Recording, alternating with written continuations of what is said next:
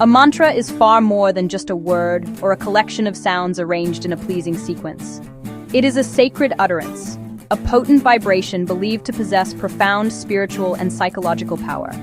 For millennia, within the diverse traditions of Hinduism and other Indian spiritual paths, these phrases have served as vehicles for meditation, prayer, and connection to the divine. Chanted in temples, whispered in homes, and contemplated in solitude. Mantras like the omnipresent Om or the expansive Gayatri mantra are threads woven into the cultural and spiritual fabric of a civilization. They are considered timeless, carrying the wisdom of countless generations who sought peace, clarity, and enlightenment. In a connected world, the question of ownership has become more relevant. These sacred syllables are no longer confined to places of worship. They echo through speakers at music festivals, pulse through headphones, and raise a sensitive question: should Indian mantras be subject to copyright? To navigate this complex issue, we must first grasp the fundamentals of copyright law.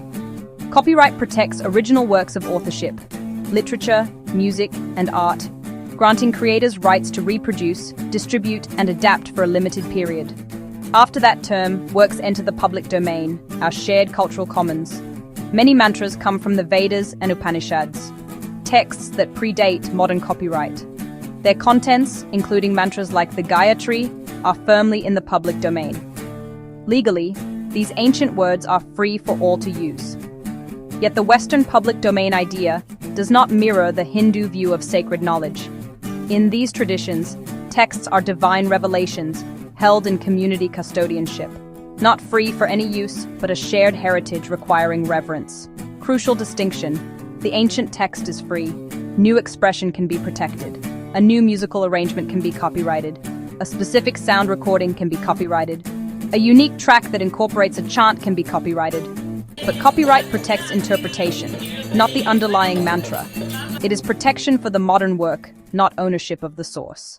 Psychedelic trance sits at the heart of this debate. Born from counterculture and flourishing in Goa, it intertwines with Eastern spirituality. Complex rhythms, spiraling melodies, a driving pace, music for trance and heightened awareness.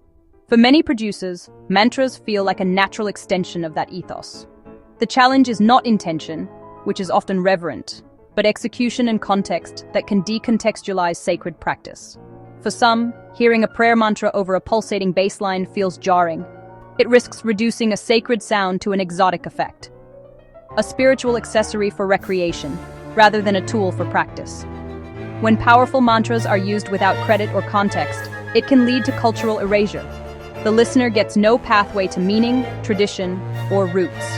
The sound floats, unmoored from its cultural anchor. Many artists do study, collaborate, and honor origins. The call is for greater awareness and responsibility. The most direct solution is simple: attribution. Giving credit is a small act with immense significance, a gesture of respect. A note in track info, a social post, a line in a booklet can transform appropriation into appreciation. A credit like features the Ganesha mantra from the Ganapati Upanishad opens doors for learning. Listeners can explore meaning, deity, and philosophy. Attribution shows integrity and humility, building trust. It can protect artists and position them as thoughtful creators. For living traditions, go beyond credit. Seek permission and create dialogue. Collaboration ensures accuracy and harmony between source and modern artist. Legally, ancient mantras sit in the public domain, but the core issue is ethical and cultural respect. Build bridges of understanding, communication, and mutual respect. Mindful creation begins with meaning, pronunciation, and cultural context. Always provide accessible attribution, naming the source, scripture, or tradition. If contemporary, seek permission as standard practice. Listeners can support transparent artists and ask respectfully for sources. Let inspiration flow freely, always with acknowledgement.